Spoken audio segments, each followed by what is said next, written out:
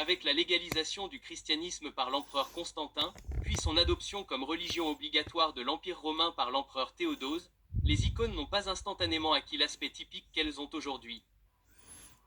Les sculptures et les statues avec des représentations réalistes typiques de l'art gréco-romain sont restées courantes. Certaines fresques comportaient également un sens du réalisme.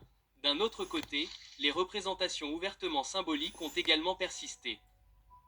Le plus notable à cette époque est ce qui semble être une décision délibérée des artistes et des iconographes de combiner des éléments de réalisme et de symbolisme dans leurs représentations. Cela est devenu si persistant que, particulièrement au cours de ce siècle, on peut commencer à reconnaître des icônes de cette époque qui ne diffèrent guère de celles qui sont encore fabriquées aujourd'hui.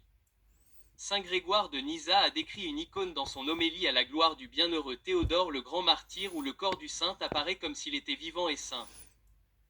Les yeux, la bouche, les oreilles, ainsi que les autres sens sont la cause de nos larmes de révérence et d'émotion. Le poète chrétien contemporain Prudentius Clemens décrit également une icône de Cassien d'Imola qui représente son martyr dans un tableau peint en couleurs, portant 1000 mots, toutes ses parties déchirées et montrant sa peau percée de minuscules piqûres qui provoquaient des larmes et des prières.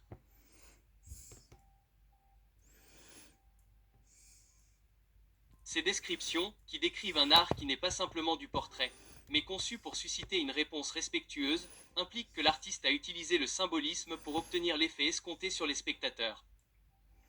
Les découvertes archéologiques démontrent que cette déduction est avérée.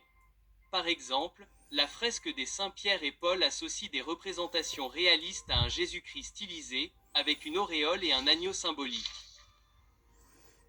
Les angles des figures indiquent tous que le Christ invite délibérément le spectateur à vénérer le Dieu incarné. La combinaison du réalisme et du symbolisme a en effet donné naissance à un genre artistique spécifiquement chrétien qui n'était ni une imitation des représentations gréco-romaines ni une stricte réitération du symbolisme juif manifeste. Pourquoi cette combinaison de réalisme et de symbolisme a-t-elle eu lieu ?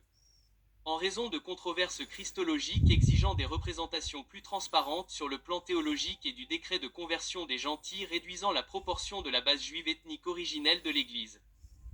L'éthique largement symbolique du judaïsme s'est dissipée dans l'iconographie chrétienne. Les représentations purement symboliques, telles que le Christ représenté sous la forme d'un agneau, ont finalement été réglementées par un canon concilior, en particulier en raison du risque de confusion christologique. Bien que, jusqu'à ce jour, un symbolisme manifeste soit parfois conservé dans des icônes telles que Saint Jean-Baptiste représenté sous la forme d'un ange ou Saint Christophe sous la forme d'un saint à la tête en forme de croissant, seule une petite minorité d'icônes sont ainsi représentées.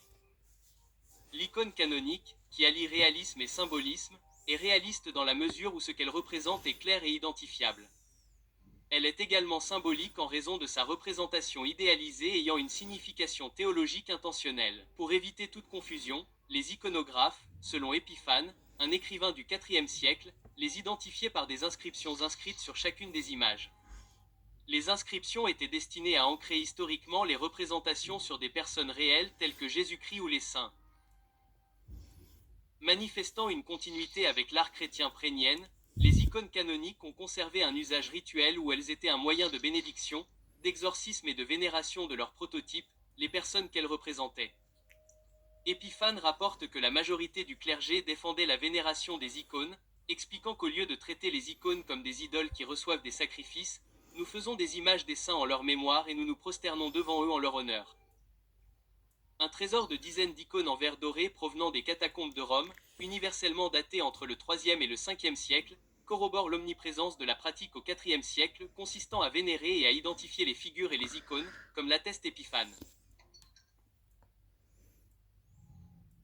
Des dizaines de ces icônes contiennent des inscriptions spécifiant explicitement que les icônes étaient considérées comme apotropiques et utilisées avec des prières. Par exemple, une icône de Saint Laurent de Rome contient la prière « Vainqueur, que tu vives, au nom de Laurent ». Il en existe beaucoup d'autres comme celle-ci. Une icône du Christ, comprenant les saints Pierre et Paul, les invoquant par leur nom pour une bénédiction, contient l'inscription « Vous êtes l'honneur de vos amis. Puissiez-vous vivre avec vos proches, puissiez-vous vivre ». Une autre icône montre clairement que Pierre et Paul, invoqués par leur nom, sont des canaux de la bénédiction de Dieu. Vous êtes l'honneur de vos amis. Puissiez-vous être heureux en Christ. Heller admet qu'en ce qui concerne ces icônes en verre doré, il est tout à fait possible que ce type d'image ait été utilisé à des fins de dévotion privée, que ce soit dans un contexte aérien où les matériaux survivants ont été retrouvés, dans un espace médical ou dans le domaine domestique. À cette même époque, un équilibre a été trouvé entre ne pas faire de représentation trop réaliste, de sorte que ce qui était représenté semblait exister simplement pour le plaisir de la représentation, mais aussi ne pas être trop symbolique, de sorte que l'icône n'ait aucun rapport avec ce qu'elle représentait ou avec qui elle le représentait. Par exemple, Jésus-Christ, la lumière du monde, a reçu une auréole, le plus ancien exemple de ce type datant du IIIe siècle. À partir du milieu du IVe siècle, les saints qui brillent aussi fort que le soleil dans le ciel reçoivent également l'auréole. Pour différencier le Christ des saints, celui qui est la source de la grâce et ceux qui reflètent la grâce divine, l'auréole du premier a été dotée du signe de la croix. La plus ancienne icône conservée qui n'ait pas été découverte par des fouilles archéologiques, le cratère Panto, est datée du VIe siècle. Il combine tous les éléments de l'icône canonique dans un élan réaliste.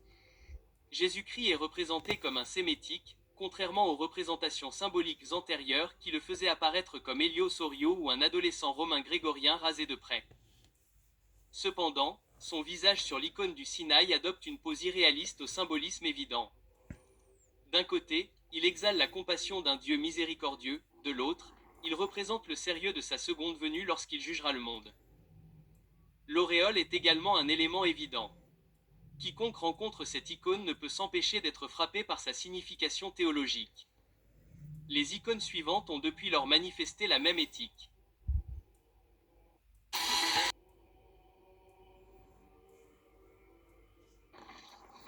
De l'époque israélite à la vie du Christ au cours de l'Église primitive et jusqu'à l'ère de l'Église post-neuvième, on trouve une continuité marquée dans la théologie de l'art judéo-chrétien.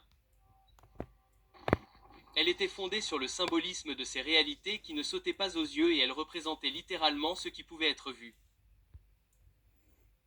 L'art était considéré comme un élément nécessaire du culte participatif ordonné par Dieu lui-même et il était compris comme contenant un lien nécessaire avec ce qui était représenté, dégageant une puissance ancrée dans le prototype de l'art.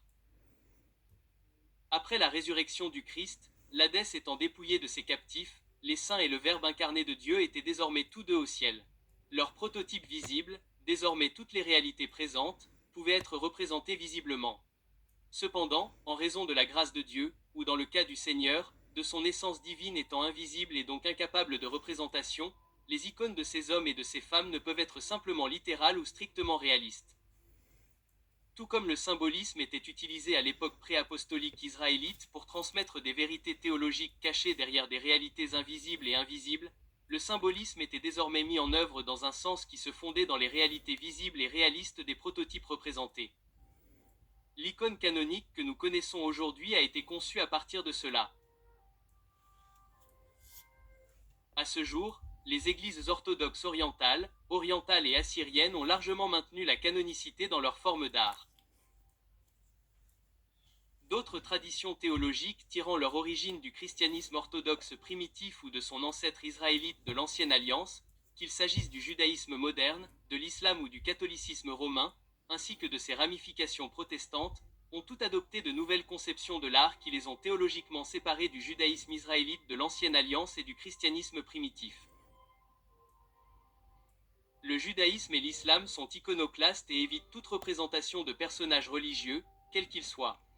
Cela est en contradiction avec le judaïsme israélite qui a créé des représentations telles que celle des chérubins. D'autres traditions théologiques telles que le catholicisme romain et le protestantisme possèdent un large éventail d'arts religieux correspondant aux normes séculières modernes, notamment l'art de la Renaissance, le baroque, l'impressionnisme et l'art chrétien moderne. Ce que l'on peut immédiatement supposer, c'est que si cet art est brillant d'un point de vue technique et magnifique, il n'est pas véritablement iconographique au sens historique. L'art, lorsqu'il opte pour le réalisme, manque de symbolisme, et lorsque des éléments symboliques sont utilisés, ils ne représentent pas intentionnellement des réalités théologiques invisibles, ce qui explique pourquoi des éléments importants comme le halo sont souvent manifestement absents pour des raisons historiques. Le symbolisme utilisé par les formes d'art occidentales vise à susciter une réponse émotionnelle chez le spectateur, admirant la beauté de la forme d'art, mais pas des pensées vénérables dirigées vers le prototype représenté et la grâce résidant en cet individu. C'est pourquoi de nombreux catholiques romains et protestants modernes, bien qu'appréciant leur art, ne le comprennent pas correctement comme une icône. Ils ne prient pas en direction de ces représentations, ne les embrassent pas et ne croient pas qu'elles dégagent une puissance telle que des fenêtres donnant sur le ciel. En effet, bien que leur art soit religieux, ils ne sont pas conçus comme des icônes et ne sont en fait pas des icônes. Les représentations qui sont régulièrement vénérées dans ces traditions, par exemple le crucifix pour les catholiques romains et les anglicans, contiennent à la fois des éléments symboliques et réalistes des représentations iconographiques anciennes, bien que moins fortement symboliques que les crucifix orthodoxes. Ce n'est donc pas qu'ils manquent d'icônes à tous égards, mais que leur art religieux a largement perdu ses racines iconographiques. Ainsi, on peut apprécier l'art iconographique chrétien traditionnel depuis ses débuts jusqu'à aujourd'hui dans toute sa splendeur. Il incite à l'adoration, à la prière et à l'appréciation. Dieu a inspiré les iconographes de bien des manières à cette fin. Néanmoins, la continuité et la discontinuité de l'art iconographique chrétien à l'époque actuelle sont évidentes. Les icônes qui correspondent aux éléments théologiques et picturaux que l'on trouve dans les icônes israélites de l'Ancienne Alliance et dans les premières icônes chrétiennes ont clairement le même objectif à l'époque actuelle que dans le passé. C'est pourquoi les icônes canoniques exigent depuis des millénaires le même type de traitement et de compréhension qu'elles ont toujours reçu. Les formes d'art plus innovantes issues de confessions chrétiennes hétérodoxes, qui exigent une appréciation mais qui sont d'un autre genre, ont soit conduit à une confusion théologique, soit en sont le résultat. L'utilisation de cet art n'est pas claire pour ses mécènes et est facilement écartée comme nuisible, inutile ou identifiée comme une sorte de développement doctrinal d'importance secondaire pour la foi chrétienne. De telles idées sont ahistoriques et opposées à la théologie cohérente de l'Ancienne et de la Nouvelle Alliance. Ainsi, l'artiste chrétien est mis au défi, de nos jours, de continuer à faire progresser son art tout en conservant d'autant plus le but et le fondement théologique de l'art iconographique lui-même. C'est ce défi et la grâce de Dieu qui ont toujours inspiré et continueront d'inspirer des types d'iconographie canonique de plus en plus beaux et nouveaux.